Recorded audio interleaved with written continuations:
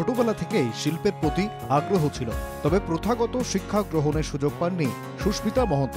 তা সত্ত্বেও শুধুমাত্র প্রতিভাকে কাজে লাগিয়ে তিনি একের পর এক আকর্ষণীয় শিল্পকর্ম তৈরি করে চলেছেন। এবারে দুর্গাপুজোয় তার সৃষ্ট দুর্গা প্রতিমার মুখটি বিশেষভাবে উল্লেখযোগ্য।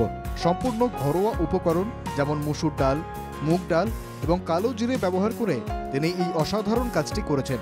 মাটির থালায় তৈরি এই ব্যতিক্রমী শিল্পকর্মটি ইতিমধ্যেই শহরবাসীর কাছে ব্যাপক প্রশংসিত হয়েছে। বলছে এই মূর্তিটা কি দিয়ে বানানো হয়েছে? এটা মুগ ডাল, মুসুরির ডাল আর কালো জিরা দিয়ে তৈরি। হঠাৎ এই চিন্তাধারা? হঠাৎ বলতে আমি সবসময় নতুন কিছু করার চেষ্টা করি, তাই এবারও নতুন কিছু করারই চেষ্টা করেছি। আমি পড়াশোনার পাশাপাশি আমার হস্তশিল্পকে আরও এগিয়ে নিয়ে যেতে চাই। EIILM কলকাতা জলপাইগুড়ি ক্যাম্পাসের BCS ডিপার্টমেন্টের ছাত্রী সুস্মিতা ভবিষ্যতে এই হস্তশিল্পকে আরও এগিয়ে নিয়ে গিয়ে প্রাতিষ্ঠানিক রূপ দেওয়ার স্বপ্ন দেখেন।